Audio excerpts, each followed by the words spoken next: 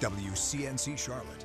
This is Flashpoint, where power and politics collide, and the tough questions get asked and answered. Hey folks, welcome to Flashpoint here inside the WCNC Charlotte app. I'm Ben Thompson, joined by Julie Kay. A big week ahead here for the city of Charlotte. On Monday, Charlotte City Council expected to name a new interim leader, and at this point, we don't exactly know which way they are leaning. 5 applicants, but we're not sure who's their favorite. Yeah, and I was there on Thursday when we finally got a moment really to let the candidates breathe and have their 30 minutes of questions, everyone answering the same questions, which gave a chance to, really compare and contrast the candidates. But it could go any way at this point. 3, people that have more experience in local government, 2 that don't, but 5 different experiences across the board. So it'll be interesting to see which way they go. So we have that coming up also, a person who can speak to that, and also the ongoing drama that is I-77. It never ends. That's right.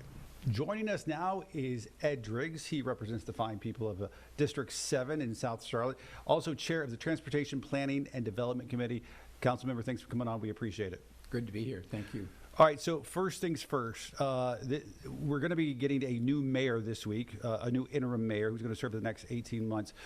You all on council have that final decision, but this past week you all did interview the final 5 candidates, and you heard from them, and I want to sort of go through what your impressions were of some of them, saying that you are the Republican on council, so you have perhaps a slightly different sort of perspective than others. But first off, let's start with, I think you had nominated James Mitchell and Robert Harrington. Is that correct? Yes. Why did they have your support? I like the fact that Rob Harrington is a senior partner in a law firm, is the president of the North Carolina Bar. In my mind, he has a certain gravitas and presence that I felt would help to stabilize the council and that would be recognized by people with whom he engaged as mayor as a person of substance. And not that the others don't, but I'm just saying he struck me from a long private conversation I had with him as being very capable of running a meeting and addressing the issues. And of course, Mr. Mitchell has been the mayor pro tem. I recognize that he steered us through the appointment process for the MPTA board. He also took what I consider to be the right position on I-77 and did not join those who voted in favor of rescinding, even in spite of the pressure he was under from the caucus. I thought that took political courage, and I gave him credit for that. What were your thoughts on Harold Cogdell? I know Harold going way back, and I respect his experience on the county. I think he's a very capable guy. I would not be at all unhappy if it turns out that Harold is the top choice of the council. I have a lot of regard for him, but for the reasons I mentioned, I chose the other 2. It wasn't anything against Harold. Any thoughts on Carrie Cook? Carrie is a reflection, in my mind, of the kind of diversity of the candidates in the field. And so her prospects, I think, in this process just depend on the mix of opinion among my colleagues. She's very bright. She communicates well. She has an interesting background, having been with the Chamber and the Alliance and the Fed. And then at the same time, I think has credibility with I'll call them the social activists and so on. I think she has an identity that she's established for herself in that conversation. Strong candidate. I mean, no question. Wasn't my first choice, partly because I think I told some of my colleagues that I don't want to kind of reinforce a consensus that seems to exist among a number of my colleagues now. I'm hoping to achieve better balance on the council by not having somebody who aligns with what appears to be the majority of council right now on some issues like I-77. And finally, Caleb Tedros. I think mainly the issue with him was his age, right? He acknowledged that in his interview. Very bright young man, well-spoken, persuasive, well-informed about a lot of the issues. But I think most of my colleagues just thought he doesn't have the gravitas yet that you get with age and experience to be taking this on at this time in his life.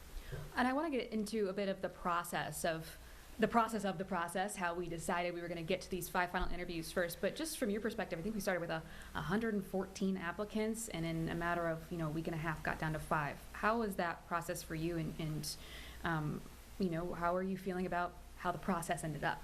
So we went through quite a conversation, a number of us on council and myself with the city attorney, on how we should do this. I'm actually happy with the way it turned out. At one point, there was a suggestion that we would meet on the 15th, and we would talk about process, and then we would meet on the 22nd and make our choice. And Ms. Mayfield, I'll give her credit, and myself and others said, we need a little more engagement. And so what we need to do quickly is identify who the real leading prospects are, like whittle that list way down from 100 and something to a smaller number. And that's how we came up with the ballot process that we used, where each council member had up to 3 nominations they could make, and the top 5 vote getters in that process were the ones that then came in on the 18th to a meeting that we had scheduled on kind of short notice, really, in order to have the conversations we did. And I think that was valuable. So I'm feeling good about our process. Do you feel like going into Monday's decision, do you feel like council has sort of coalesced around one person? There's a lot of uncertainty in my mind about that. So we have tried on this show to predict what council does in the past. Sometimes it's We always unpredictable. jinx it, too. Right? Go ahead. Sorry. I think it's an interesting decision we face, right? There are reasons to like each of the top contenders, and it's hard to predict where the balance is. We haven't yet heard the endorsement from the Black Political Caucus that I think will be important to some of my colleagues, and one of them at least said that she wasn't prepared to give any indication until she knew what that endorsement was. So I can't predict right now. I mean, I would say there are a couple that, well, actually, Mr. Todros, based on his age, I think is a long shot. Yeah. In spite of the fact, again, I think he's a very impressive guy. But after that, it's hard to tell. Did in any way the interviews, did that change your mind, or did that just consolidate what you were already thinking? I learned more about a couple of the candidates that I hadn't known previously from the interview, and I don't know that reprioritized in my mind. I think I was looking just for an affirmation on a couple of impressions that I had about people. And so I thought the interviews went well. They were very orderly. I thought people were thoughtful and responsive. And it was a good opportunity for us to find out a little more about them and maybe firm up whatever impressions we had before. Well, I know, too, that Harold Cogdell had, I believe, the most nominations going in with 6, and that is the amount of votes that you'll need on Monday, correct? Right. Do you think that is a sign that, like, maybe he might be a front runner right now? Well, bear in mind, each council member had 3 nominations they were allowed to make, and we didn't rank them, okay? So he could have been 3rd on everybody's list. I mean, just saying, hypothetically, he could have been 3rd on everybody's list and would show up like that. So at the end of the day, what counts is who's first place. And I think on Monday, we're going to get a ballot at the beginning of our meeting, right? And everybody's going to check one name and submit that to the clerk. And the clerk will then tell us, earlier in the meeting than originally scheduled, we moved the actual timing for the action on the mayor to right after the public forum. And the clerk will then tell us either that we have a winner, or will tell us the results, and nobody got to 6, and then we get into that runoff situation. And we did decide at our meeting that if nobody gets to 6, the top 2 vote getters will then be in a runoff, and if there is a tie for 2nd place, I mean, obviously if there's a tie for 1st place, those are your 2 runoff people. If there's a tie for 2nd place and you don't know who should be in the runoff, we will have a runoff between the 2 tied 2nd place finishers to decide who is in a runoff with the 1st place finisher. So one way or another, the process will result in the elimination of some people and ultimately the selection of the next mayor.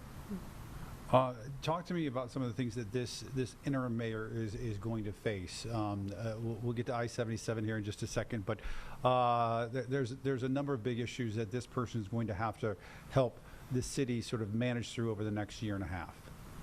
Yes, we're in a somewhat tumultuous environment right now. We do have the unfinished business of I-77, and we need to figure out how to go forward on that. Data centers has already come up as a controversy that needs to be addressed. And we've seen activity from protesters, like there's going to be another round of engagement by members of the public on the question of the data centers. We obviously continue to have engagement with the MPTA, and we're going to vote on the 22nd on an interlocal agreement that will establish a framework for cooperation between Charlotte and PTA on transit to ensure that transit services continue to be delivered without interruption, because the PAVE Act hands transit to the MPTA and the sales tax. And we had to have this agreement that we're going to vote on the 22nd to have an operating environment in which Charlotte actually continues to have the employees and run the system, but all pursuant to authority that were given by the MPTA in accordance with PAVE. So there are a bunch of things that the mayor is going to have to get up to speed on very quickly. And one of us, I think all of us, are hoping that the mayor will also have enough experience running meetings for us to have a more orderly process on the council than we've experienced in the last year or two. I do think it's interesting that MPTA, I mean, this is coming up, we're talking about sales tax July 1st. This is going to be very pressing, and I feel like it's almost kind of gone to the back burner because of the elephant in the room that is I-77. And so we might as well just get to it. I'm curious, you know, where you're thinking I-77 is right now. Is there a chance of it being revived?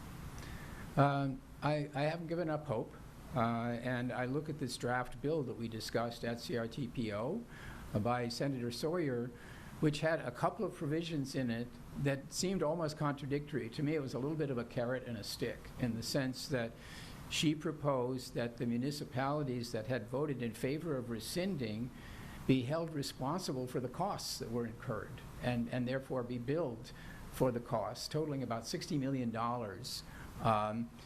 And at the same time, she said that NCDOT should not take any action, as proposed in this bill, until January. January is the date on which the next round of activity occurs in the NCDOT planning process. So at that point in time, they would kind of have to do something, but they don't absolutely have to before then. So her bill would give us time. And the question is, if we had until January to work on this, could we get a study done? Could we respond to the objections of the opponents and reach a point where more of my colleagues could vote to rescind our rescind and put the thing back on track? We saw Monroe do that this past week, and another vote came up at the CRTPO, and you know, things stay where they are. Do we know how many times the CRTPO can continue to vote on this? I know that's kind of in the weeds with the rules, but can this just keep going, you know, until that happens? So it raises a very interesting policy question in my mind as to whether it was okay for the CRTPO 2 years after it gave the consent that it did to just rescind it. But based on the position that some people are taking, this could go on forever. You could rescind and then you could put it back. What I've tried to tell everybody is, if you think you can unrescind at any time, you need to be careful, because once that money is reallocated, it's not coming back. And as it stands right now, except for the bill that Senator Sawyer has drafted and offered, NCDOT would meet in July and talk about I-77 and schedule a vote to take it out of the STIP and out of the planning process in August. So barring any action by the legislature, there is an irreversible event that could occur in August. And my colleagues need to understand that if that happens, our ability to sort of get back to where we are right now and continue to talk to NCDOT kind of goes away. I thought maybe the actions of Monroe this week might then sort of stimulate other entities to do something else like that. So far, it doesn't seem like that's happened. They're still sort of out on the island by themselves. Take us behind the scenes of City Council. I mean, are you hearing, have you seen any sort of movement behind the scenes of, like, maybe we should revisit this? I've had a couple of conversations with people trying to identify the circumstances under which they might be able to change their vote. And again, I think a number of the people who voted on that night didn't realize that there would be 6 votes rescinding, because 10-1 we had decided not to confront NCDOT, and whether they realized it or not, the rescind vote was the opposite of that. That was basically a declaration of war. So I hope that there is If we have until January, I hope there are things we can do that will enable a couple of my colleagues at least to change their position, let Charlotte change its position. I should mention also, Monroe had a formal vote and issued a proclamation reversing the position it had taken. Mint Hill also, and there was talk about one or two of the northern towns possibly. So I have been watching with the chair on CRTPO to see if there is any constellation where Charlotte does not change its position, but the CRTPO could rescind its rescind. And all I can say about that is we're not there yet, even with the change in a couple of the votes that took place.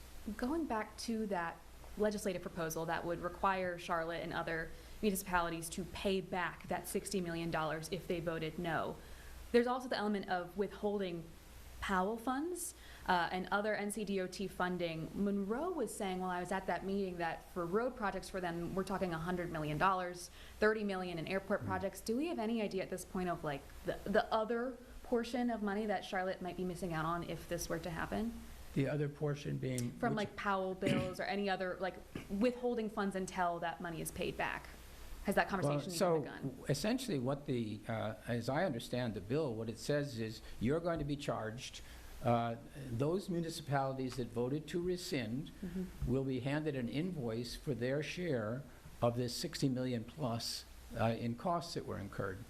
And then I think it said that until you pay that, you will not receive Powell bill funds. So that's an enforcement mechanism, as it were. There was a question, as I think you know, at CRTPO as to whether that was legal. And a county commissioner was saying that, you know, this was an outrage, it was completely illegal. And my own view on that was, I'm not a lawyer, so I'm not going to kind of pronounce, but I thought it was very dangerous to assume that it was not within the authority of the General Assembly to enforce that requirement. And furthermore, since the CRTPO had committed in writing not to take any further action after 2025 in the end. The deadline for them to take action came in August of 25. And beyond that, we had all agreed there would be no CRTPO action. So not only was there a reversal of the position, but that breach, in my mind, in a private setting, in a private sector setting, if you had two parties who had an agreement and one of them went forward relying on that agreement and incurred expenses, and then the other party reneged on a commitment they had made, that would be typically grounds for legal action. And therefore, I wasn't convinced that the claim was merely punitive. It wasn't like they just said, okay, it's going to cost you $10 million a piece or something. What they said was, we want to recover the money that we spent on this project, which turns out to have been wasted because you took away the funding authority that we need in order to move ahead. Wow. A lot of layers here. Yeah, you continue to have your work cut out for you. Folks on City Council do. All right, Ed Driggs, District 7. Councilmember, thanks for always coming on. We appreciate it. Good to be here. Thank you. All right, more Flashpoint after this.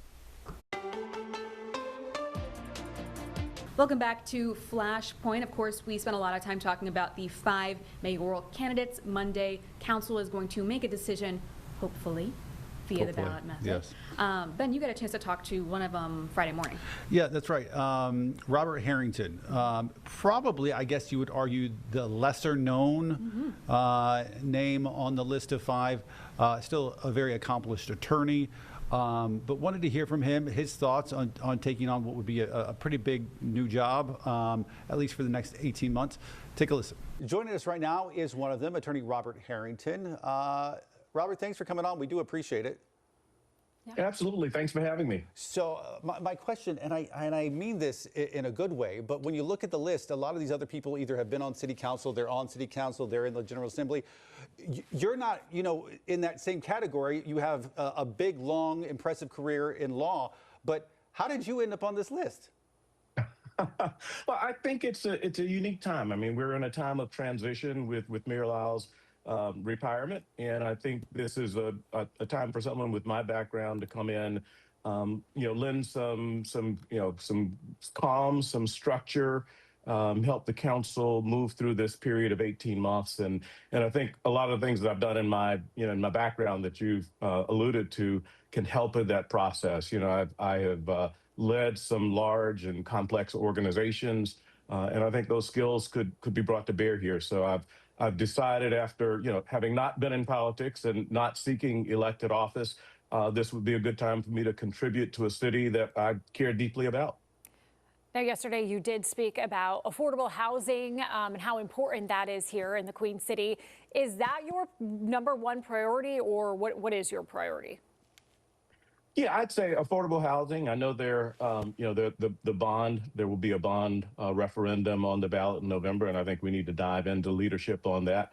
Of course, public safety, and in the city's budget for next year, for the fiscal year, soon to, I guess, this year, there's provision for increase in pay. But I'd say, affordable housing, making sure that this city remains affordable and livable for folks who are here, in addition to the 150 or so who are moving to the metropolitan every day. So yeah, affordability and affordable housing, and of course, public safety.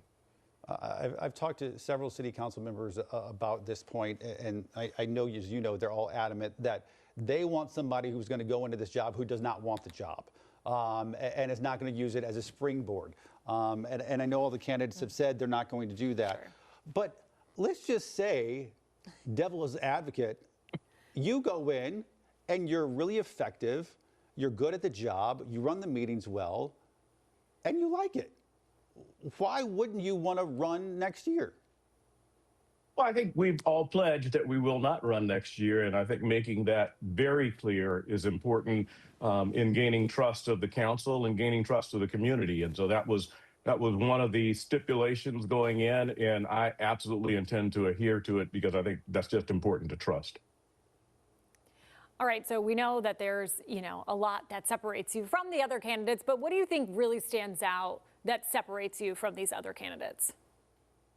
I think it's largely that. I mean, I think I provide a new face to at least the political scene. Not having had political, experience and the things that come with that in the past, and not looking forward to a career in politics, I think bring the breath of fresh air. Hopefully I could come in and look at things objectively. And as I said a little bit earlier, provide some leadership, some calm, some communication, some transparency, and continue the tradition that we've had in Charlotte of a really good political environment. I'd like to contribute to that as a part of what I get done in my career. Well, listen, no matter what happens in the next few days, we wish you the best.